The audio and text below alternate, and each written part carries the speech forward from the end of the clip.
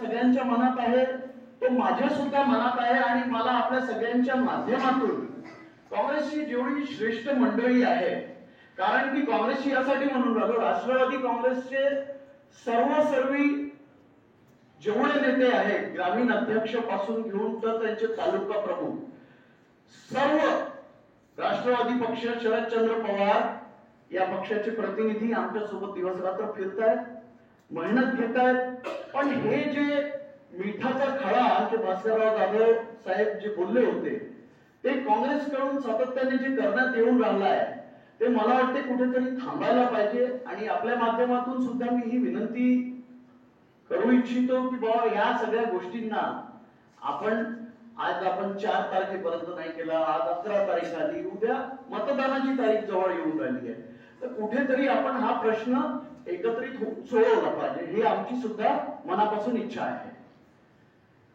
आता त्या दिवशीचा संक्षिप्त आमच्या नेत्यांचं याच्यावर अधिकृत भाष्य मी सांगून देतो.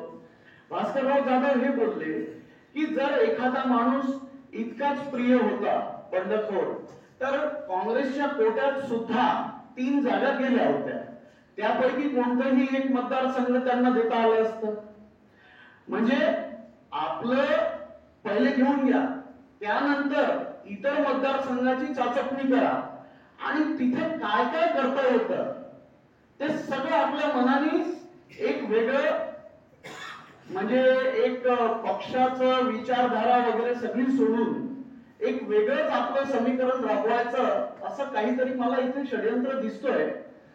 आणि हा अत्यंत घातक आहे महाविकास आघाडीसाठी, म्हणूनच कदाचित आज आपण इथे जमलो आहे.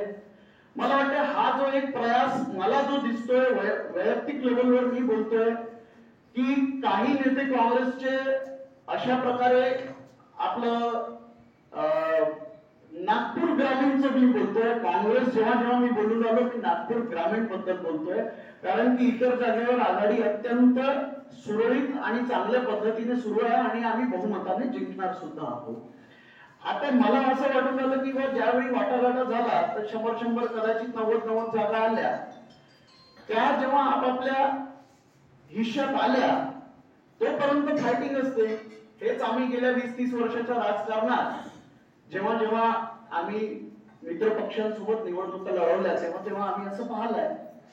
आता मला जी भूमिका नागपूर ग्रामीण काँग्रेसची नवीन दिसली ती एका प्रकारची अशी दिसून राहिली की आमच्या वाट्यात ज्या आल्या त्या तर येऊन गेल्या.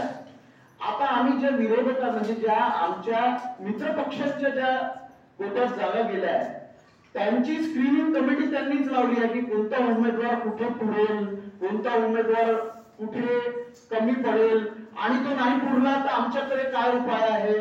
म्हणजे हे आता असं समजून येऊन राहिलंय की अधिकृत जागा पहिले आपल्या ठेवल्या, त्यानंतर हे सोयीचं राजकारण होऊन राहिलंय, अत्यंत आपापल्या सोयीचं राजकारण होऊन राहिलंय. मला वाटतं या सगळ्या गोष्टींवर तत्काळ काहीतरी कारवाईची अपेक्षा आम्ही आमच्या मित्र पक्षांकडून सगळे करतोय.